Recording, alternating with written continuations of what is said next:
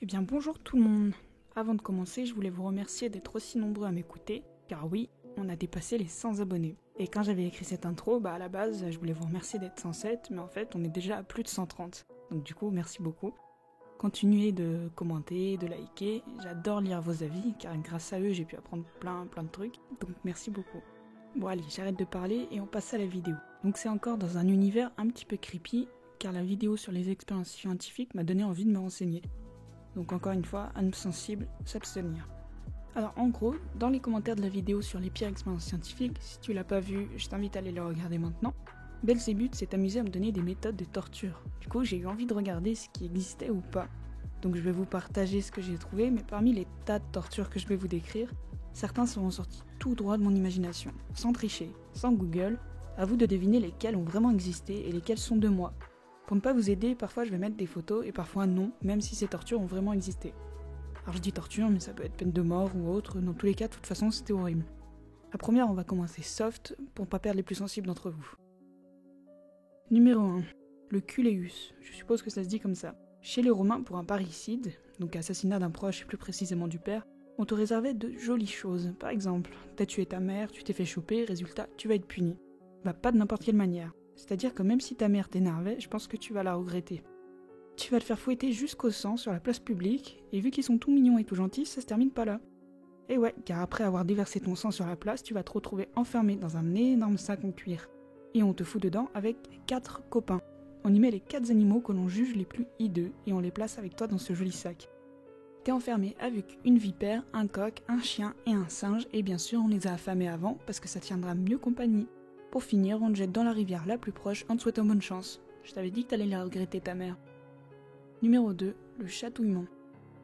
Ah, ceux qui n'ont pas de frères et sœurs ne peuvent pas comprendre cette véritable torture. Si au début c'est drôle et que l'on partage un bon moment, ça peut vite dégénérer. À plusieurs reprises au cours de l'histoire, le chatouillement a été utilisé comme moyen de torture, souvent pratiqué dans le but de faire rire. La sensation provoquée peut devenir insupportable lorsque le chatouillement se prolonge. Les Romains, encore eux, mettaient du sel sur les pieds des victimes ou coupables, à vous de voir comment vous les voyez. Une fois enduit de sel, une chèvre venait lécher les pieds et celui-ci provoquait évidemment des rires puis des cris de douleur.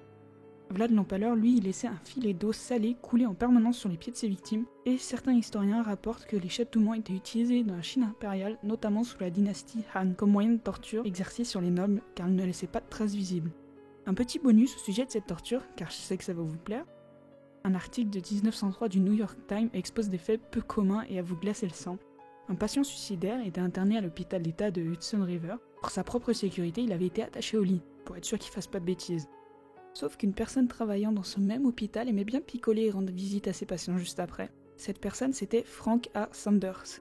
Il s'amusait à chatouiller les pieds et les côtes de son patient et à lui tirer le nez. Sanders a également donné des coups à sa victime, entraînant un œil au beurre noir. Un autre employé de l'hôpital est tombé sur Sanders alors qu'il se divertissait. Donc ça s'est terminé là, et puis il a été jugé criminel et tout ça. Mais voilà pourquoi les gens n'aiment pas trop aller à l'hôpital. Numéro 3, la grotte au chuchotement. Les tortures les plus connues sortent tout droit du Moyen-Âge. C'est donc tout naturellement que la grotte au chuchotement date de cette époque. Il est vrai que c'est pas vraiment la plus connue, mais elle reste hyper intéressante. Comme tout le monde le sait, le roi avait un bouffon attitré. Son but c'était de faire rire lui et tous les gens présents lors de grands banquets. Seulement, les fous, pour divertir, utilisaient l'insolence et gare à celui qui utilisait un peu trop. Même si parfois le grand monarque avait de l'autodérision, c'était quand même assez rare, et la torture dont je vais vous parler était exclusivement réservée aux bouffons. Imagine, t'es le fou du roi et tu dois le faire rire, sauf que toi t'aimes un petit peu trop l'humour noir. Du coup, tu tapes ton grand roi et ça lui plaît pas trop. Tu te retrouves au cachot, les yeux bandés, sans la moindre explication. Puis on te met sur un cheval, on t'embarque dans une grotte, on cherche avant bien sûr la plus grande possible, et avec toi on te met une personne, sauf que toi t'as les yeux bandés donc tu sais pas qui c'est. Tout ce que tu sais, c'est que t'es monté à cheval et que tu sens de l'air frais sur ton visage. Puis on te laisse là, seul, dans une grotte, les yeux bandés. Ah, j'ai oublié de te dire qu'avant ils t'ont coupé les mains pour pas que tu enlèves ce qui te bande les yeux. Sauf que bien évidemment, à cette époque on n'était pas des grands chirurgiens, donc fallait déjà survivre à l'amputation avant d'arriver à la deuxième étape. La personne qui est avec toi te chuchote tous les jours, tout le temps, à chaque seconde, à chaque minute, tout et n'importe quoi. En fait, on a pris un fou qu'on a trouvé, ça y en a plein qui adorent parler tout seul, pendant des heures et des heures, qui se font complètement jeter. D'habitude on les tuait, mais là on l'a gardé exprès pour ça. Donc on l'a chopé, on l'a mis avec toi, et au bout de 10 jours, une troupe venait voir où tu en étais. Mais de ce que j'ai lu, le bouffon, où il se faisait manger par l'autre timbré qui parlait tout seul, où il essayait de s'enfuir mais sans grand succès. Bon, c'est vrai que nous, si t'es pas content avec le roi, tu pars manifester. Tu te prends un petit peu de lacrymo dans la gueule, un petit peu de LBD par-ci par-là. Mais c'est mieux que de te retrouver sans main les yeux bandés dans une grotte avec un fou, non? Numéro 4. L'aigle de sang. Pour ça, on part direction la Scandinavie. Apparemment, il existe encore des débats pour savoir si ça a réellement existé ou si c'est parti d'une simple rumeur et puis qui s'agrandit avec le temps, avec plus de détails, de rajouts, etc. Avant de t'expliquer, je vais te rappeler de poser gentiment ton bol de céréales sur la table ou ton canapé ou ton lit en fonction de où tu es. On sait très bien tous les deux que de toute façon, t'es ni en train d'étudier ni au boulot. Maintenant que c'est fait, je vais te décrire ce joli petit passe-temps. Certains disent que c'est si tu avais tué ton père et d'autres si tu voulais le venger. Chacun sa façon de voir. Nous, on va faire comme si t'avais tué ton père. Encore une fois, t'as fait ta petite crise de colère et tu l'as tué, tu t'es fait choper car t'es vraiment nul. Résultat, tu vas finir en sacrifice pour Odin, ce bon vieux dieu nordique. Et cette fois, on te met tout nu.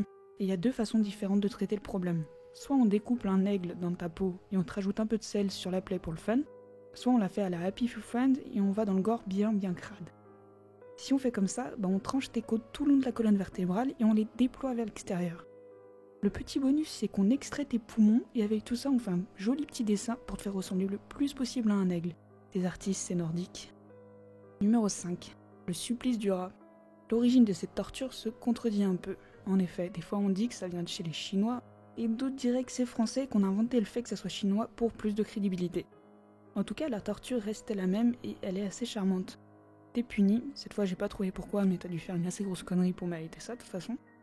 On t'allonge au choix, ou torse nu, ou à poil, et on te place un seau, une boîte ou une cage en fer sur le torse, avec un rat à l'intérieur. Bon là, tu dis ok, c'est pas mignon pour tout le monde un rat, mais c'est quoi le vrai problème?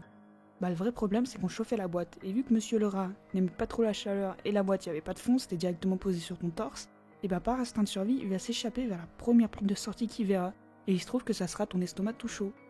Donc il va creuser dans ton ventre le plus vite possible pour s'en sortir. Résultat, tu souffres, tu te vides de ton sang, et en plus si t'es musophobe, c'est le combo gagnant. Numéro 6, le waterboarding, ou simuler une noyade. Apparemment, c'était le petit kiff de la CIA après les attentats de 2001. De ce que j'ai compris, ils auraient caché pas mal de choses, dont le vrai nombre de victimes de cette torture. On te met sur une planche, pieds et mains liés bien évidemment. La planche est inclinée d'environ 20 degrés, donc t'as un petit peu la tête en bas si tu vois. On te met un tissu, vêtements ou autre, pour te couvrir la bouche et le nez, et on verse de l'eau. Mais les agents de la CIA, ils avaient quelques variantes. Comme d'utiliser une solution saline qui minimalise les risques de mort par manque de sodium dans le sang dû à l'ingestion de grandes quantités d'eau. Cette solution limite le risque de pneumonie et de décès.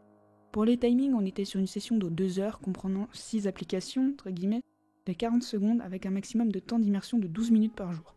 Et il était aussi recommandé de verser l'eau sur le bâillon dès l'expiration, afin d'être sûr que le détenu inhale bien du liquide et non de l'air à son inspiration suivante. Enfin, pour éviter que les prisonniers ne s'étouffent dans leur propre vomi, un effet secondaire courant de ces types de torture, on prescrit une alimentation liquide aux prisonniers. Là où ils avaient vraiment tout prévu, c'est qu'il y avait même un petit manuel de réanimation, comme par exemple comment pratiquer une trachéotomie pour sauver sa victime. Et oui, parce que les cadavres, ça parle pas.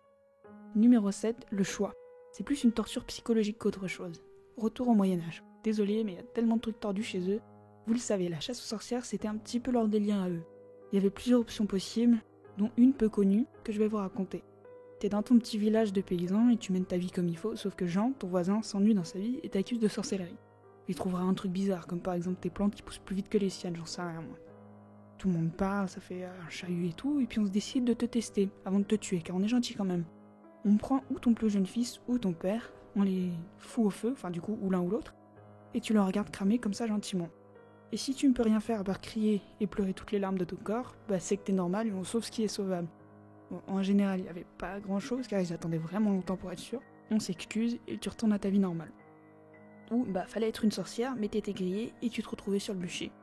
Donc si jamais par malheur il se mettait à pleuvoir comme une aide du destin, pendant que l'un de tes proches faisait son barbecue, c'était forcément de ta faute, et du coup c'était à ton tour de finir en brochette.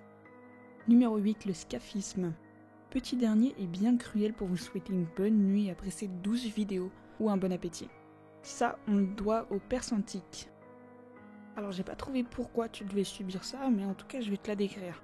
On te met dans une espèce de grosse bassine en bois, mais vraiment très grande, genre comme une baignoire mais en bois si tu préfères. Bien évidemment t'es tout nu. On te recouvre de lait et de miel et on t'en fait boire aussi. Et vu qu'on est gentil, on te nourrit. Même si tu veux pas, car on est vraiment très gentil. Puis on te laisse dans tes propres excréments. Tu commences à avoir des petits asticots, des petites mouches, des petits insectes de partout. Et de temps en temps, on vient vérifier pour voir où tu en es. À la fin, on retrouve un corps dévoré par les vermines. Voilà, c'est la fin de cette vidéo. J'ai adoré la faire et puis j'ai adoré faire des recherches aussi. Il existe encore plein de tortures, mais ma vidéo aurait été beaucoup trop longue. Cependant, vous pouvez me dire en commentaire si vous voulez une vidéo les pires tortures de l'histoire 2 et préciser si je vous mets que des tortures vraies ou si je vous en rajoute, écrites par mes soins. N'oubliez pas de me dire lesquelles vous pensez fausses parmi les 8 racontées. En attendant, je vous dis à très vite et surtout, portez-vous bien.